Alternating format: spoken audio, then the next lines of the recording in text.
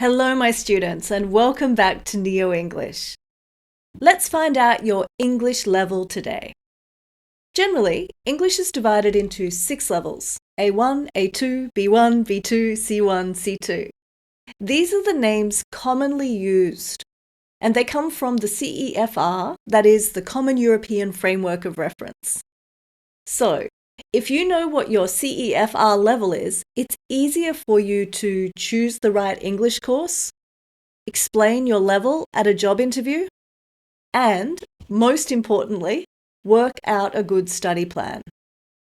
So my level is C2, of course, and my students nowadays are B1 to C1. How about you? Don't you want to know? So let's find out your level.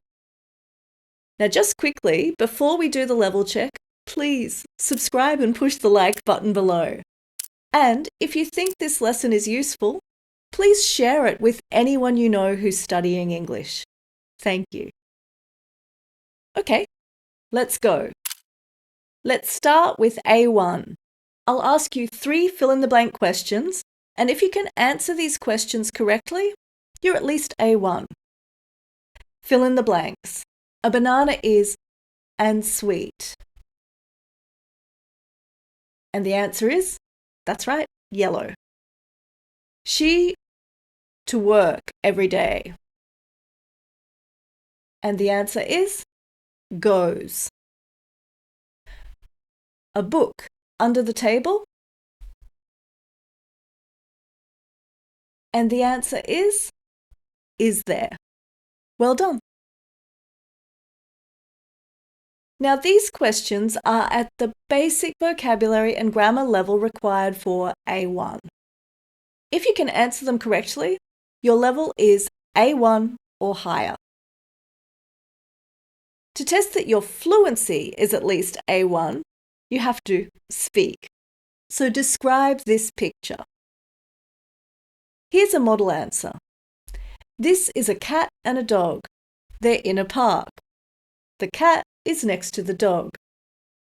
Now, you don't need to use exactly the same words as the model answer, but if you can describe things in this picture, it means you know the vocabulary of common things like dog, cat, park, and you also can use present simple grammar and simple prepositions of place like next to. So the important point is that you can actually speak and use these words and grammar. So, what can an A1 student do? Well, 1, an A1 student can use basic expressions like this is a pen, the house is there. 2, they can also communicate about very familiar topics like where they live, how old they are, simple things like that. 3, they can travel with support. So to illustrate, imagine an A1 student with no Google Translate alone in New York. It would be hard for them even to order food. A1 speakers can order food, but they'll need to use a lot of body language and they'll need help from a very patient waiter. Let's move on to A2. Let's do 3 fill-in-the-blank questions. If you can answer these questions correctly, you're A2 level or higher. I was so in the movie that I watched it twice. What's the answer? Interested. I sushi for the first time last night. And the answer is 8. I see you until Monday. What's the correct answer? Won't. Now, these questions are at the vocabulary and grammar level required for A2.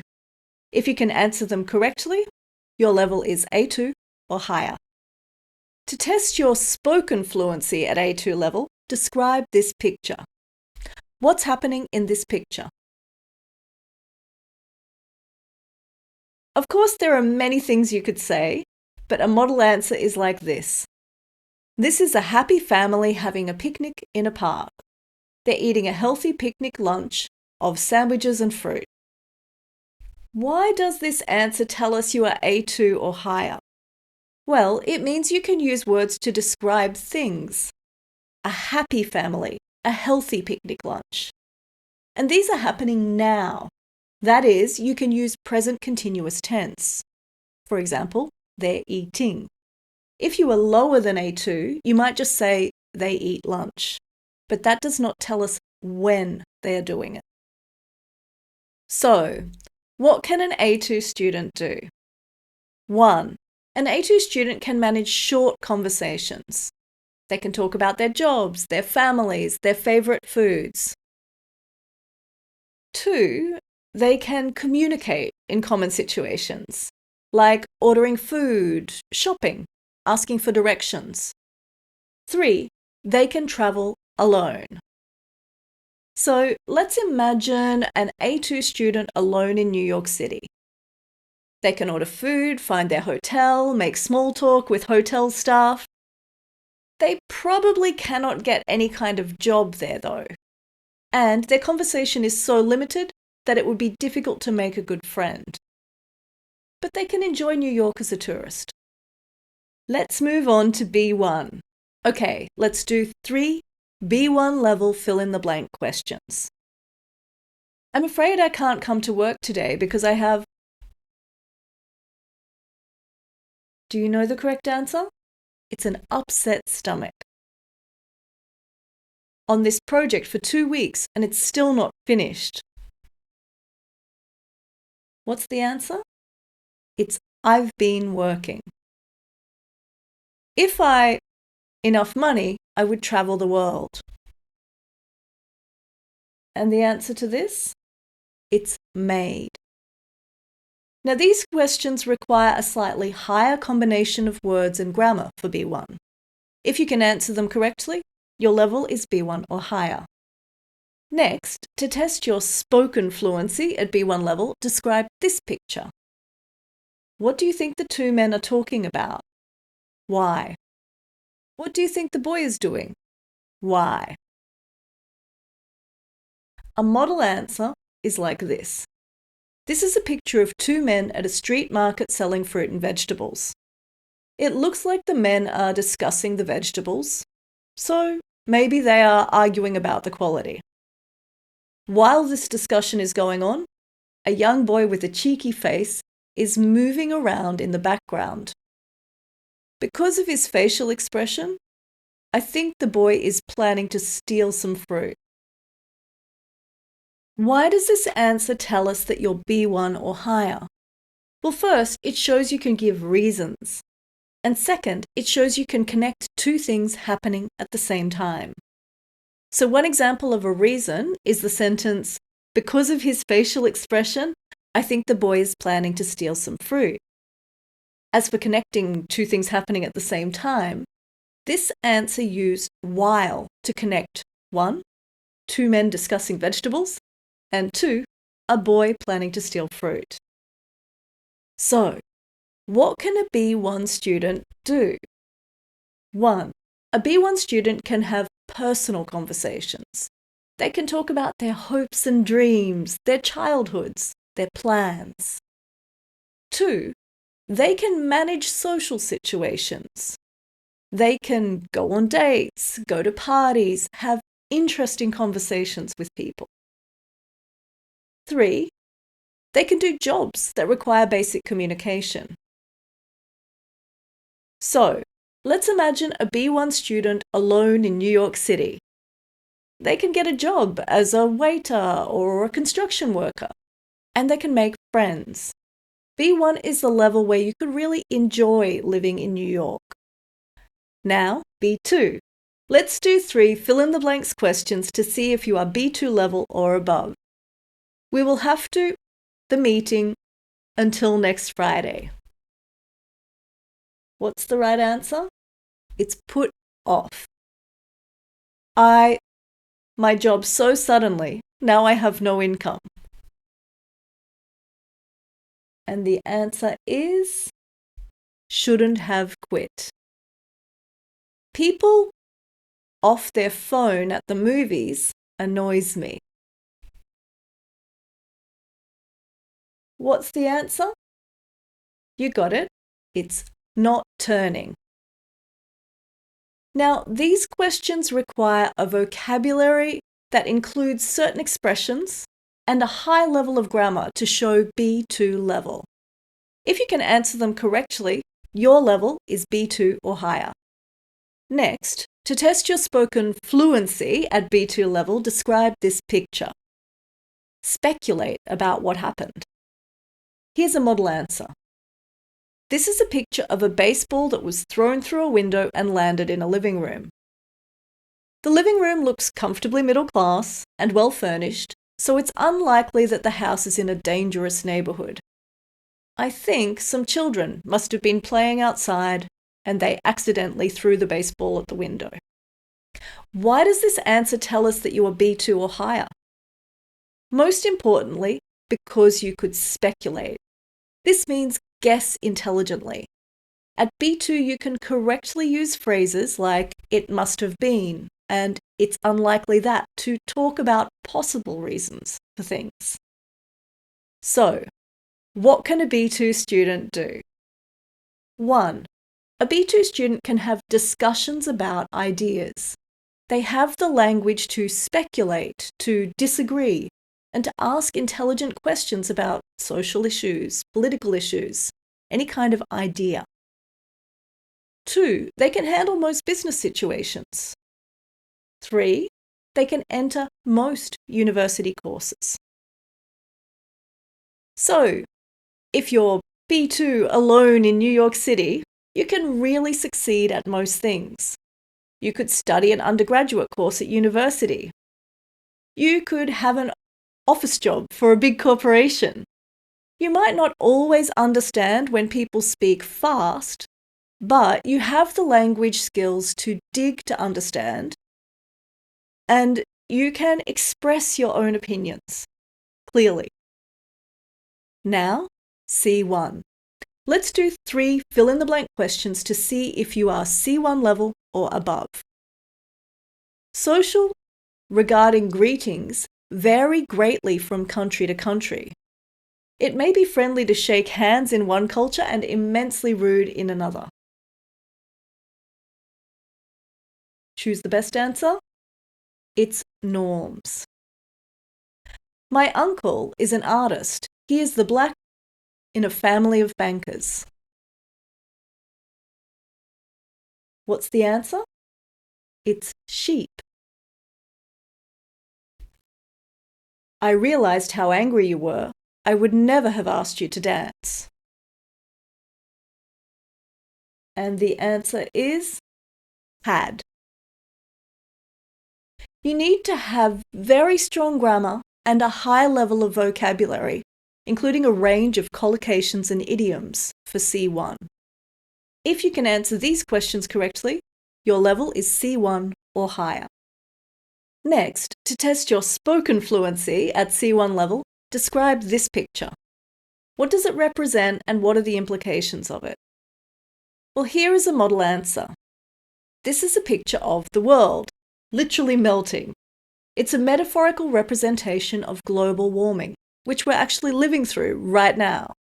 The implications of global warming are far-reaching, and they include death for many humans, as well as members of other species. So why does this answer tell us that you are C1 or higher? There are 2 main reasons. First, it discusses symbolism. At C1, you can express the difference between things that are literal, real, and metaphorical, symbols. For example, our model answer expressed the difference between the real picture of a melting world and how that is a symbol of global warming. Secondly, it discussed implications. Implications mean ideas that are hinted at, but not said directly. So in this case, the answer said death was an implication of global warming. So what can a C1 student do? A lot. 1. They can use persuasive communication. This means they can use language to make other people do what they want. Well, no one can do this perfectly, but a C1 student can make a clear argument fluently. 2, they can manage business meetings. They can use language to negotiate solutions and solve problems. 3, they can enter postgraduate courses at university. So, if you're C1 level, alone in New York City, you could do an MBA.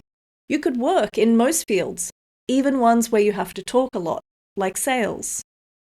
You can confidently take a managerial position at work, leading meetings, leading projects. You may have gaps in your language, but you don't suffer from the language barrier anymore. You can express everything you want fluently. Now, C2. Let's do 3 fill-in-the-blank questions to see if you are C2 level. My boss tends to, which makes her difficult to work with. Which one is the right answer? It's blow hot and cold. I don't think the politician answered the question well. The issue instead of getting to the point. And the answer is skirted around. The advent of smartphones has made social media, it's everywhere. What's the correct answer? It's ubiquitous.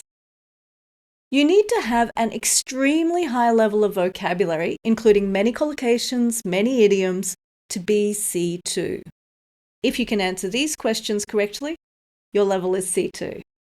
Next, to test your spoken fluency at C2 level, describe this picture.